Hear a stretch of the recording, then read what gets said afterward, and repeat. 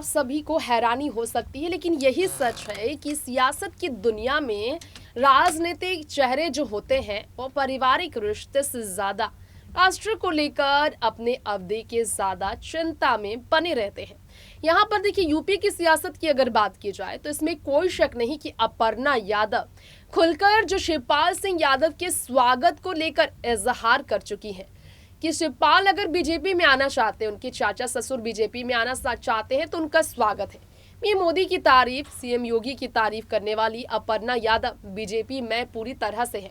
पारिवारिक झगड़े को लेकर भी अपर्णा ने खुलकर कहा कि मैं लड़ाकू नहीं हूँ, परिवार के साथ मेरा कोई झगड़ा नहीं, राष्ट्रवाद के हित के लिए मैं बीजेपी में आई हूँ। हमेशा से मैं ये कह रही हूँ और यही कहती रहूंगी। अब देखिए जरा, बीजेपी में बगैर जिम्मेदारी मिले अपर्णा यादव जो है बीजेपी के लिए जिस तरह से लड़ रही हैं अपने परिवार से, निश्चित रूप से वो मजबूर कर रही हैं सीएम योगी आदित्यनाथ को कि वो उन्हें बड़ी जिम्मेदारी दे, बड़े पद पर उन्हें बैठाए। सवाल ये है कि अपर्णा यादव को भारतीय जनता पार्टी उत्तर प्रदेश में बड़े पद पर बैठाने के लिए क्या लोकसभा चुनाव तक का ही इंतजार करवाएगी? क्या उनके अनुभव को बिल्डअप करने के लिए ही इतने लंबे समय तक उन्हें काम पर जमीनी स्तर पर बगैर पद लगाएंगी? राजस्थान में सचिन पायलट जो कद्दावर नेता, उन्होंने खुद से डिप्टी सीएम के पद को छोड़ा और 2 साल से बगैर पद के वो कांग्रेस पार्टी के लिए खड़े हैं।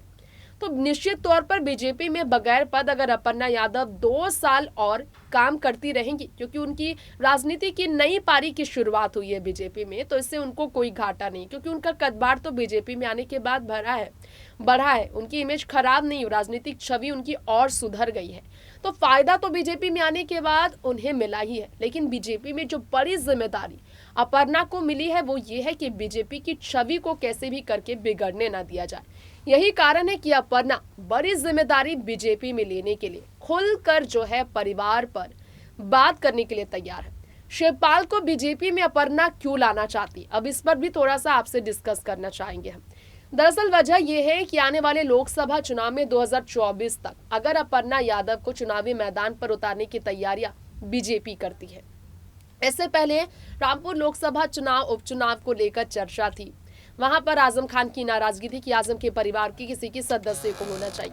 तो आपको जरा बता दें कि अपर्णा यादव दरअसल उपचुनाव को लेकर भी बीजेपी को मजबूत बनाना चाहती, ताकि लोकसभा चुनाव तक उन्हें इतना मजबूत चेहरा बनने का मौका मिले कि बीजेपी कतराए नहीं उन्हें टिकट देने के लिए। जो विधानसभा चुनाव में उन्हें टिकट नहीं मिला उसका बदला वो लेना चाहती है। इस तरह से अब बड़ी जिम्मेदारी लेने के लिए अपर्णा यादव शिवपाल के नाम पर दाव तो खेल रही है। जी हाँ, अखिलेश और शिवपाल के बीच इस मतभेद का जबरदस्त फायदा, मुलायम शिवपाल के बीच इस झगड़े का जबरदस्त फायदा अगर किसी ने उठाया है तो वो है अपर्णा यादव।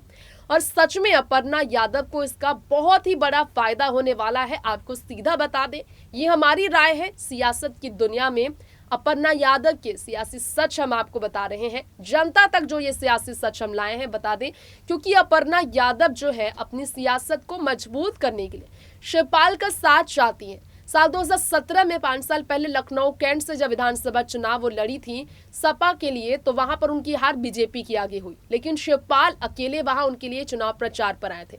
अखिलेश वहां नहीं पहुंचे थे, तो वो जानती है कि शिवपाल अगर बीजेपी में आएंगे तो अपर्णा को फायदा ही फायदा होगा, तब उनका कद और बढ़ेगा। तब यादव परिवार से 2 सदस्य होंगे बीजेपी में और ये 2 साथ मिलकर कमाल करेंगे, क्योंकि शिवपाल का कद यादव समुदाय के साथ मजबूत है। अपर्णा जानती है कि यादव समुदाय के बीच मुलायम के बाद यादव परिवार में शिवपाल पर जनता का भरोसा है। जसवंत नगर से लगातार उनकी जीत हुई है और ये कारण है कि अपर्णा को फायदा दिख रहा है। यादवों का वोट अखिलेश के साथ रहकर उन्हें नहीं मिला, लेकिन शिवपाल उनकी पार्टी में आएंगे तो यादव के वोट उन्हें मिलेंगे अगर वो चुनावी मैदान पर लोकसभा चुनाव के वक्त उतरती है 2024 में। इसीलिए अपर्णा अपना बड़ा पद का लक्ष्य बनाकर शिवपाल को बीजेपी में लाने के लिए तैयार है।